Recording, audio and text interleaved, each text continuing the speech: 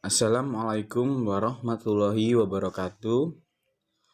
Kami dari kelompok 1 Geofisika akan mempresentasikan tentang jurnal yang kami dapatkan yang berjudul Pengaruh Kenaikan Frekuensi Getaran Akustik Terhadap Jumlah Pergeseran Fringi pada Interferometer Michelson.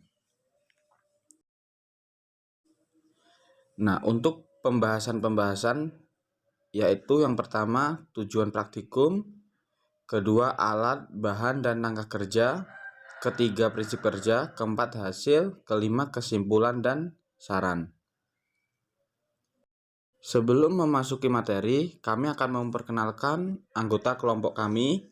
Yang pertama yaitu Kamilatul Maulidia, nomor induk mahasiswa 186-414. Yang kedua Adela Rosadi, nomor induk mahasiswa 186-429. Dan yang terakhir yaitu saya, Fauzan Nur Aflah, nomor induk mahasiswa 186-458. Tujuan dari praktikum kelompok kami yaitu untuk mendeteksi pergeseran fringi menggunakan frekuensi getaran akustik. Nah, selanjutnya yaitu pembahasan. Nah, pembahasan yang pertama yaitu alat, bahan, dan langkah kerja. Nah, untuk alat yang digunakan yaitu interferometer Michelson. Nah, untuk bahan yaitu kita menggunakan speaker yang mempunyai frekuensi 0 Hz, 10 Hz, 20 Hz, 30 Hz, sampai 40 Hz.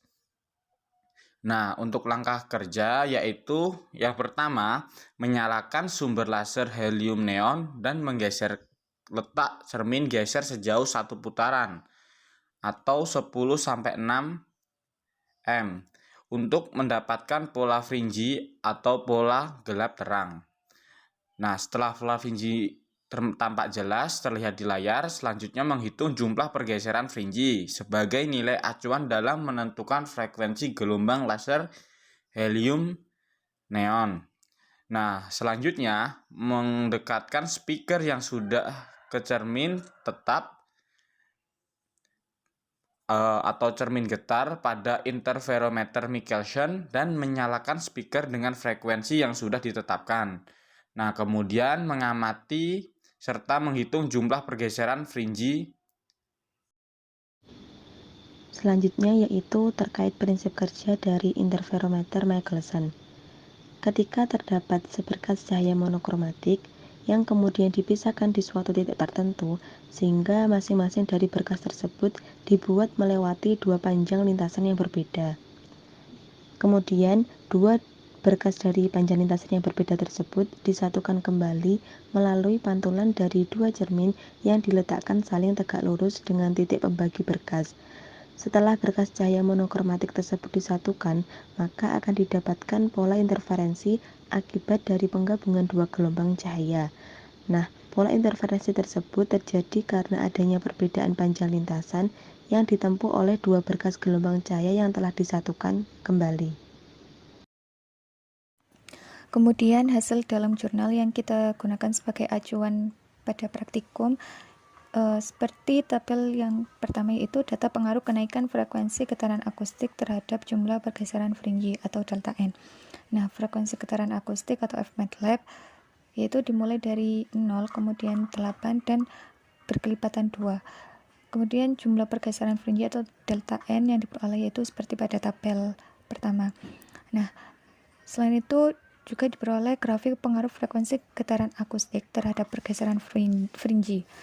Persamaan karakteristiknya yaitu 1,054 Fmatlab ditambah 14,57 dan R kuadratnya yaitu 0,990. Nah, hasil perhitungan menunjukkan bahwa masih terdapat selisih nilai antara Fmatlab dan FG aksen.